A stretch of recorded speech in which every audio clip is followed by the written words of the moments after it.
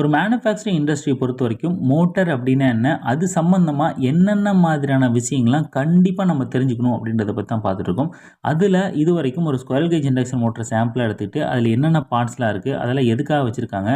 இது எல்லாத்தையும் வச்சு அந்த மோட்டார் எப்படி வேலை செய்யுது? அதுல என்னென்ன டைப்ஸ் எல்லாம் இருக்கு? அந்த டைப்ல சிங்க்ரனஸ் மோட்டார்னா என்ன? அசிங்க்ரனஸ் மோட்டார் அப்படின்னா என்ன? அந்த சிங்க்ரனஸ் மோட்டார் குரூப்ல இருக்கக்கூடிய பெர்மனன்ட் மேக்னெட் மோட்டார் அப்படின்னா என்ன? அது எப்படி வேலை செய்யுது? ஸோ அதனோட ஸ்டார்ட்டிங் மெத்தட்ஸ் என்ன? என்னென்ன அப்ளிகேஷன்ஸ்க்குலாம் யூஸ் பண்ணலாம்? அதே மாதிரி பிஎல்டிசி மோட்டர்னா என்ன? அது என்ன பார்ட்ஸ் அண்ட் ஃபங்க்ஷன்ஸ் என்ன? என்னென்ன அப்ளிகேஷன்ஸ், ஸ்டார்ட்டிங் மெத்தட்ஸ், மெயின்டெனன்ஸ் இதெல்லாத்தையும் பார்த்தோம். ஸோ இப்போ அதனோட கன்டினியூட்டியா இந்த சிங்க்ரனஸ் மோட்டார் குரூப்ல இருக்கக்கூடிய எலக்ட்ரிக்கல் எக்ஸைட்டட் மோட்டரை பத்தி தான் பார்க்க போறோம். என்ன திடீர்னு இந்த மோட்டரை பத்தி பார்க்குறோம் அப்படின்னா, நம்ம பார்த்துட்டு இருக்கோம் இன்ஜினியரிங் ஸ்டூடெண்ட்ல இருந்து மேனேஜர் எப்படி ஆகுது அப்படின்ற சீரிஸை பத்தி பார்த்துட்டு இருக்கோம். அதே மாதிரி டேரக்டா மேனேஜர் ஆக முடியும் அப்படின்னு கேட்டிங்கன்னா, அதுக்கான ஸ்ட்ராட்டஜி வீடியோட லிங்க் வந்து டிஸ்கிரிப்ஷன்லையும் ஐபட்லையும் கொடுத்துருக்கேன். செக் பண்ணி பாருங்க. அதில் நம்ம என்ன பார்த்தோம், ஆரம்பத்துலேருந்து ஒரு 5 விஷயத்தில் ஃபோக்கஸ் பண்ணோம் அப்படின்னா வாய்ப்பு கிடைக்கும்போது சரியான நேரத்தில் லீடர் ஆகலாம்னு சொல்லி பார்த்தோம். இப்போ அதில் ஃபஸ்ட்டு ஸ்டெப்பாக இருக்கக்கூடிய டெக்னிக்கல் ஸ்கில்லு, அது சம்மந்தமான எக்ஸ்பீரியன்ஸை ஷேர் பண்ணிக்க ட்ரை பண்ணிட்டு இருக்கோம். அது மட்டும் இல்லாமல் நீங்கள் ஒரு எலக்ட்ரிக்கல் இன்ஜினியராக உங்கள் கரியரை ஸ்டார்ட் பண்ணிங்க அப்படின்னா என்ன சீக்வன்ஸில் உங்கள் டெக்னிக்கல் ஸ்கில்லை டெவலப் பண்ணணும் அப்படின்றதுக்கான ரூட் மேப் டெவலப் பண்ணியிருக்கோம். அந்த ரூட் மேப்பில் இப்போ நம்ம எங்கே இருக்கோம்னு பார்த்தீங்கன்னா மோட்டர்ஸ் அண்ட் ஸ்டார்டர்ஸை பற்றி பார்த்துட்டு இருக்கோம். அந்த மோட்டர்ஸ் அண்ட் ஸ்டார்டரில் இன்றைக்கி நம்ம எலக்ட்ரிக்கல் எக்ஸைட்டட் சிங்க்ரனஸ் மோட்டரை பற்றி தான் பார்க்க போகிறோம்.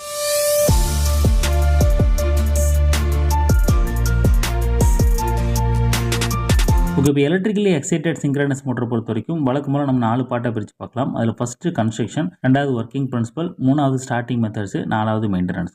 ஓகே, ஃபஸ்ட்டு கன்ஸ்ட்ரக்ஷனை பொறுத்த வரைக்கும் வழக்கம் போல் நம்ம ஸ்குயரல் கேஜ் இண்டக்ஷன் மோட்டரோட கம்பேர் பண்ணி பார்க்கலாம். ஏன்னா அதை வந்து நமக்கு புரிஞ்சுக்கிறதுக்கு ஈஸியாக இருக்கும் அப்படின்றதுனால. ஓகே, ஃபஸ்ட்டு நம்ம ஸ்டேட்டர் வைண்டிங்கு நம்ம ஸ்குயரல் கேஜ் இண்டக்ஷன் மோட்டரில் எப்படி இருக்கோ அதே மாதிரி தான் நம்ம எலக்ட்ரிக்கல் எக்ஸைட்டட் மோட்டர்லையும் இருக்குது. ஸோ அதில் எந்த வித்தியாசம் இல்லைங்க. இதே நீங்கள் ரோட்டர் எடுத்தீங்க அப்படின்னா நம்ம ஸ்குயரல் கேஜ் இண்டக்ஷன் மோட்டரில் அலுமினியம் அல்லது காப்பர் கண்டக்டரை இந்த மாதிரி ஷார்ட் சர்க்யூட் பண்ணி வச்சிருப்பாங்க. ஆனால் இங்கே பார்த்தீங்கன்னா ரோட்டருக்குன்னு சொல்லி தனியாக வைண்டிங் இருக்குது. நம்ம ஸ்டேட்டருக்கு எப்படி வைண்டிங் இருக்கோ அதே மாதிரி ரோட்டருக்குன்னு சொல்லி தனியாக வைண்டிங் வச்சிருக்காங்க. ஓகே, அடுத்தது நம்ம இந்த ஸ்குயரல் கேஜ் இண்டக்ஷன் மோட்டரில் ரோட்டருக்கு எந்த சப்ளையும் கொடுக்க மாட்டோம். ஏன்னா அங்கே வைண்டிங் இல்லை அப்படின்றதுனால. இங்கே பார்த்தீங்கன்னா வைண்டிங் இருக்குது. ஸோ அதனால் அங்கே நம்ம சப்ளை கொடுக்கறதுக்காக எக்ஸைட்டர் அப்படின்ற ஒரு செட்டப் வேணும். இந்த எக்ஸைட்டரை நம்ம இந்த ரோட்டர் வைண்டிங் எப்படி கனெக்ட் பண்ணியிருப்பாங்கன்னு பார்த்தீங்கன்னா ஸ்லிப் ரிங் அப்படின்னு ஒரு செட்டப் வச்சிருப்பாங்க. ஏன்னா ரோட்டர் அப்படின்றது ரொட்டேட்டிங் பார்ட். ஸோ அங்கே கொண்டு போய் நம்ம சப்ளை கொடுக்கணும் அப்படின்னா நம்ம ஸ்லிப் ரிங் அப்படின்னு ஒரு செட்டப் தேவைப்படும். அந்த ஸ்லிப் ரிங்கில் கார்பன் பிரஷ் செட்டப்லாம் வச்சிருப்பாங்க. ஓகே, அடுத்து அடிஷனல் செட்டப் என்ன இருக்குன்னு பார்த்தீங்கன்னா இந்த ரோட்டர் வைண்டிங்கில் டேம்பர் வைண்டிங்னு ஒரு செட்டப் வச்சிருப்பாங்க. இப்போ இங்கே பார்த்தீங்கன்னா இங்கே இருக்குல்லங்க. ஸோ இதே மாதிரி ரிங் வந்து இதில் வச்சிருப்பாங்க. இது வந்து இனிஷியலில் ஸ்டார்ட் பண்ணுறதுக்கு இந்த டேம்பர் வைண்டிங் அப்படின்றது தேவைப்படும். இது வந்து பார்ட்ஸ். அடுத்து ஒர்க்கிங் பிரின்சிபலை பொறுத்த வரைக்கும் வழக்கம் போல் நம்ம ஸ்டேட்டர் வைண்டிங் தான் சப்ளை கொடுப்போம். சப்ளை கொடுத்த உடனே அங்கே வந்து ஒரு ரொட்டேட்டிங் மேக்னெட்டிக் ஃபீல்டு கிரியேட் ஆகும் நமக்கு தெரியும். அப்படி ரொட்டேட்டிங் மேக்னெட் கிரியேட் ஆன உடனே என்ன ஆகும்னா அங்கே ஆல்ரெடி நமக்கு வந்து டேம்பர் வைண்டிங் இருக்குது. ஸோ டேம்பர் வைண்டிங் இருக்கிறதுனால இனிஷியலில் அது வந்து நார்மல் ஒரு ஸ்குயரல் கேஜ் இண்டக்ஷன் மோட்டர் மாதிரி ஸ்டார்ட் ஆகும். ஸ்டார்ட் ஆகி அந்த மோட்டரோட ஸ்பீடு வந்து கொஞ்சம் கொஞ்சமாக இன்க்ரீஸ் ஆக ஆரம்பிக்கும். ஸோ அந்த ஸ்பீடு வந்து எப்போ நம்ம சிங்க்ரனஸ் ஸ்பீடுக்கு நியர்பை வருதோ அப்போ நம்ம இந்த ரோட்டர் வைண்டிங்க்கு டிசி சப்ளை கொடுப்போம். நம்ம எக்ஸைட்டர் மூலமாக டிசி சப்ளை கொடுப்போம். கொடுத்த உடனே அங்கே வந்து ஒரு கான்ஸ்டன்டிங் மேக்னெட்டிக் ஃபீல்டு வந்து கிரியேட் ஆகும். இப்படி கிரியேட் ஆன உடனே என்ன ஆகும்னா நம்ம ஸ்டேட்டரில் இருக்கக்கூடிய ரொட்டேட்டிங் மேக்னெட்டிக் ஃபீல்டும் ரோட்டரில் இருக்கக்கூடிய கான்ஸ்டன்ட் மேக்னெட்டிக் ஃபீல்டும் லாக் ஆகிட்டு இந்த மோட்டர் வந்து ரொட்டேட் ஆக ஆரம்பிக்கும். ஸோ இது இந்த மாதிரி தான் அது வேலை செய்யும். இது இன்னும் சிம்பிளாக சொல்லணும் அப்படின்னா ஸோ இப்போ இங்கே நம்ம ரோட்டருக்கு சப்ளை கொடுத்தோம் அப்படின்னா அங்கே வந்து ஒரு மேக்னெட் கிரியேட் ஆகும். நம்ம பர்மனன்ட் மேக்னெட் இருக்குது பாருங்கள். ஸோ அந்த மாதிரி நம்ம சப்ளை கொடுத்த உடனே அங்கே வந்து மேக்னெட் கிரியேட் ஆகிட்டு நார்த் போல் சவுத் போல் உருவாகும்.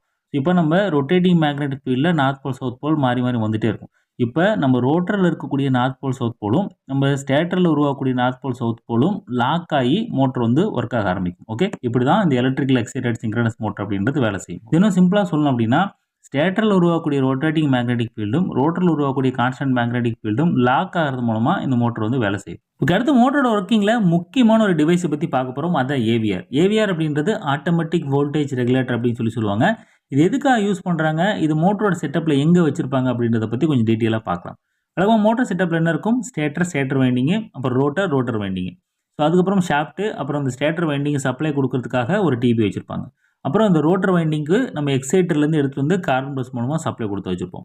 இப்போ இந்த செட்டப்பில் ஏவிஆர் எங்கே இருக்குன்னு பார்த்தீங்கன்னா நம்ம ரோட்டர் வைண்டிங்க்கும் எக்ஸைட்டருக்கும் இடையில கொடுத்து வச்சுருப்பாங்க. ஓகே, இப்போ இந்த ஏவிஆருக்கு இன்புட் சப்ளை எங்கேருந்து வரும்னு பார்த்தீங்கன்னா நம்ம மோட்டரோட இன்கமிங் சப்ளைலேருந்து எடுத்து வந்து பேரலாக கனெக்ட் பண்ணி வச்சிருப்போம். ஓகே, இப்போ அரேஞ்ச்மெண்ட் முடிஞ்சு இப்போ ஏவிஆர் எங்கே எப்படி சப்போர்ட் பண்ணுது அப்படின்றத பார்க்கலாம். இப்போ மோட்டருக்கு சப்ளை கொடுத்தாச்சு, மோட்டர் ஸ்டார்ட் ஆயிடுச்சு. ஸ்டார்ட் ஆகி நம்ம சிங்க்ரனஸ் ஸ்பீடையும் ரீச் ஆயிடுச்சு. ரீச் ஆனதுக்கப்புறம் திடீர்னு வந்து மோட்டருக்கு லோடு வந்து இன்க்ரீஸ் ஆகுது.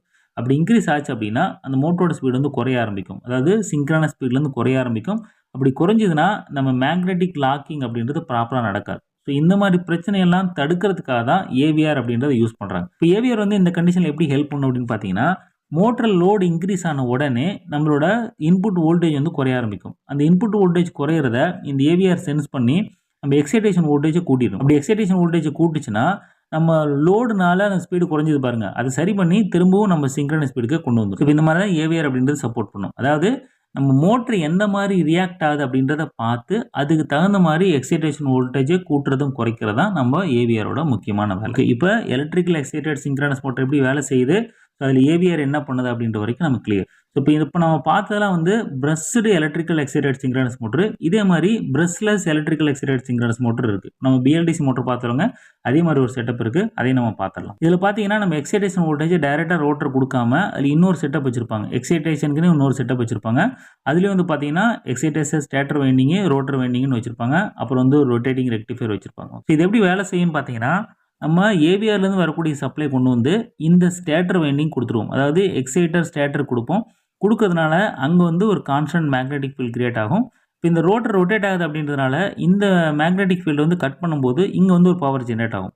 ஸோ அப்படி ஜென்ரேட் ஆகக்கூடிய பவரை இந்த ரெக்டிஃபையர் வந்து டிசியாக மாற்றி, ஸோ அந்த டிசி சப்ளை கொண்டு போய் நம்மளோட மெயின் ரோட்டர் வைண்டிங் கொடுப்போம். ஸோ அப்படி கொடுக்கறது மூலமாக நம்ம மோட்டர் வந்து வேலை செய்யும், தான் நமக்கு தெரியும். ஓகே, இதுதான் வந்து brushless electrical excited synchronous motor அப்படின்னு சொல்லுவாங்க. அடுத்து இதோட அப்ளிகேஷனை பொறுத்த வரைக்கும் பார்த்தீங்கன்னா, மெயினாக நம்ம ஜென்ரேட்டர் இடத்துல யூஸ் பண்ணுவோம். அதாவது டீசல் ஜென்ரேட்டரு, நம்ம டர்பைன் ஜென்ரேட்டரு, நம்ம வந்து விண்ட் டர்பைன், இந்த மாதிரி இடத்துல வந்து இந்த பிரஷ்லெஸ் எலக்ட்ரிக்கல் சிங்க்ரனஸ் மோட்டர் அப்படின்றது யூஸ் பண்ணுவாங்க. இது வந்து மோட்டராகவும் யூஸ் பண்ணிக்கலாம், ஜென்ரேட்டராகவும் யூஸ் பண்ணிக்கலாம். இப்போ பார்த்தலாம் ஜென்ரேட்டர் அப்ளிகேஷனு. மோட்டர் அப்ளிகேஷன் பார்த்தீங்கன்னா இந்த கம்ப்ரஸரு, ஸோ இப்போ அந்த பம்பு எங்கெல்லாம் கான்ஸ்டன்ட் ஸ்பீட் இருக்குது அந்த மாதிரி இடத்துல வந்து நம்ம இந்த எலக்ட்ரிக்கல் எக்ஸைட்டட் சிங்க்ரனஸ் மோட்டர் அப்படின்றது யூஸ் பண்ணுவாங்க.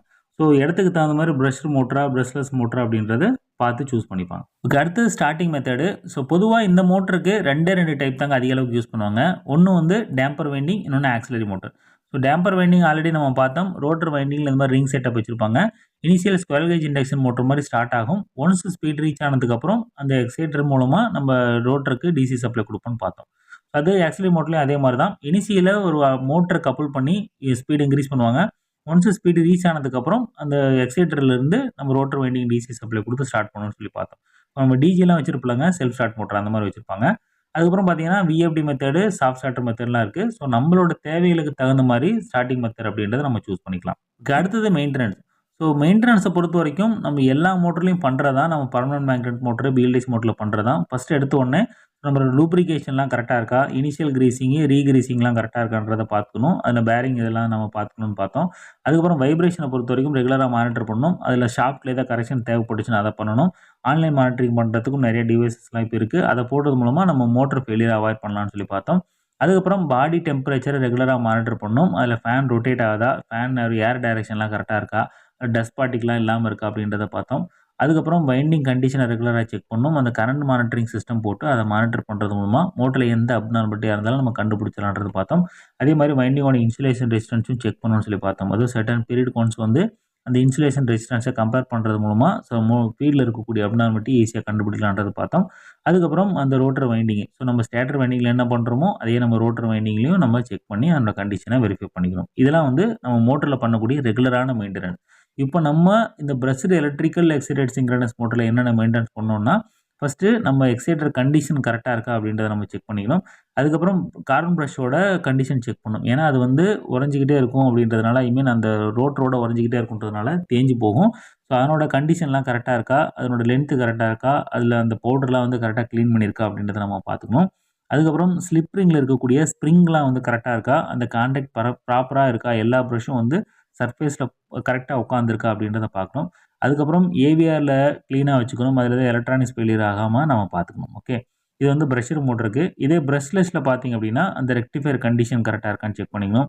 அதுக்கப்புறம் எக்ஸைட்டர் ஹெல்த்தினா செக் பண்ணிக்கணும். அப்புறம் ஏவிஆரோட கண்டிஷனை பார்த்துக்கணும், க்ளீனாக இருக்கணும். ப்ளஸ் எலக்ட்ரானிக் காம்பனண்ட் எதுவும் ஃபெயிலியர் ஆகாமல் பார்த்துக்கணும். இப்போ நம்ம எலக்ட்ரிக்கல் எக்ஸைட்டட் சிங்க்ரனஸ் மோட்டரை பற்றின ஒரு பேசிக் ஐடியா வந்திருக்கும். ஸோ இது வரைக்கும் நம்ம என்னென்னலாம் பார்த்தோம் அப்படின்றத சம்மரைஸ் பண்ணி பார்த்துடலாம்.